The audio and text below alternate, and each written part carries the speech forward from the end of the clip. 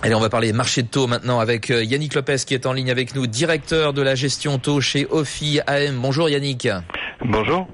Je vais vous poser la même question que notre intervenant tout à l'heure sur ce que peut faire Mario Draghi pour rassurer les investisseurs. Il parle aujourd'hui donc à Bruxelles devant un panel du Parlement européen. Est-ce que l'effet Draghi peut encore faire un miracle sur les marchés ?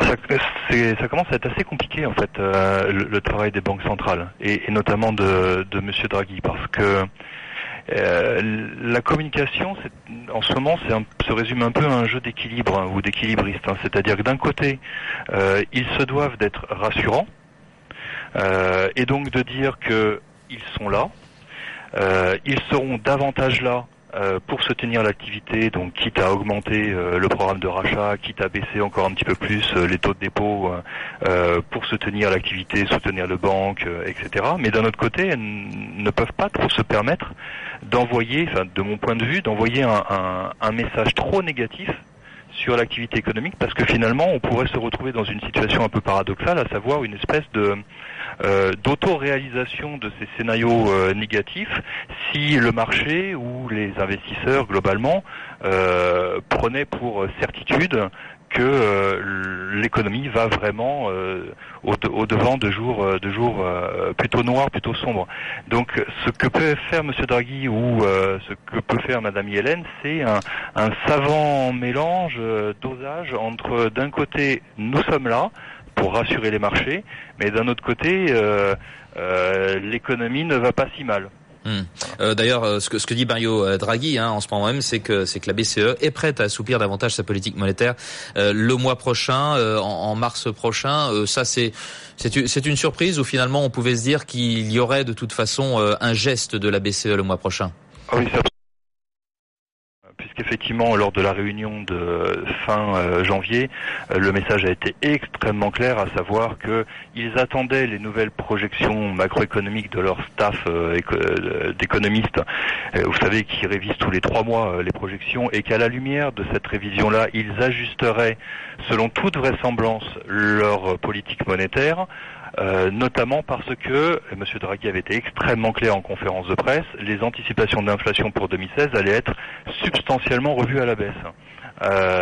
Donc c'est absolument sans surprise qu'aujourd'hui M. Draghi, devant la commission économique du Parlement, réitère que la BCE va, selon toute vraisemblance, modifier sa politique monétaire. Donc après, la question c'est, elle la modifie comment ? Oui. Comme je l'ai dit, elle peut baisser encore un peu plus les taux de dépôt, donc aller encore plus bas dans le négatif, ce qui forcément aura un effet de contagion sur l'ensemble de la courbe, qui va faire que la courbe va baisser et probablement s'aplatir. On est en dessous des 1% sur le 30 ans allemand, mais ça peut encore continuer à baisser. L'année dernière, presque jour pour jour, on était sous les 0,50% sur le 30 ans allemand. Donc de ce côté-là, il peut y avoir encore un petit peu de marge. Bien évidemment, M. Draghi peut également annoncer une augmentation de son programme de rachat, enfin du volume de rachat. Aujourd'hui, il rachète 60 milliards de titres, dont environ 50 milliards de titres gouvernementaux, des emprunts d'État. Il peut annoncer qu'il en achète plus. Combien de plus ? 10 milliards, 15 milliards, 20 milliards de plus, pourquoi pas. Il peut annoncer la même chose qu'il avait fait en décembre, à savoir qu'il prolonge dans le temps encore de 3 ou 6 mois. En décembre, il avait annoncé une extension de 6 mois supplémentaires jusqu'en mars 2017.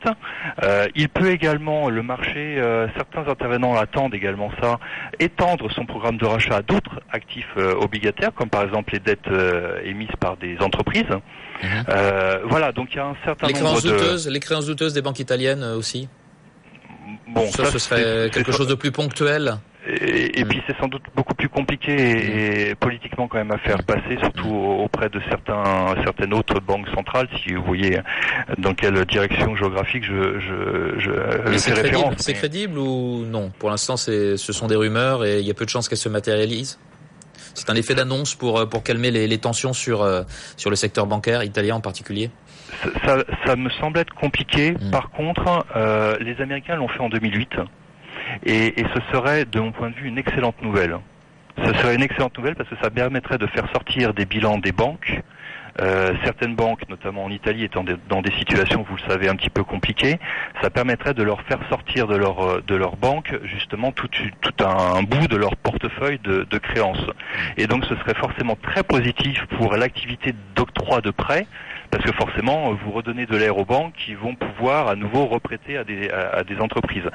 Mais à très court terme, je pense que ce serait vraiment fortement salué, positivement salué par les marchés, mais je ne sais pas si la BCE techniquement et juridiquement surtout est prête pour élargir son programme de rachat à ce genre de dette en direct.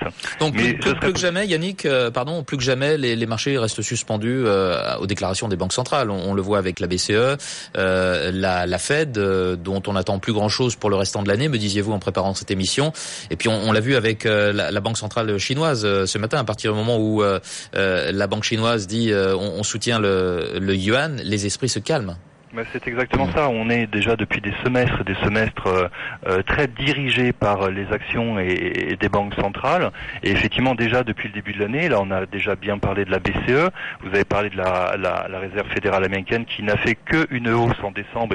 Et pour l'instant, le marché, comme vous le dites, comme vous le rappelez, effectivement, n'anticipe quasiment plus aucune hausse pour l'ensemble de l'année 2016.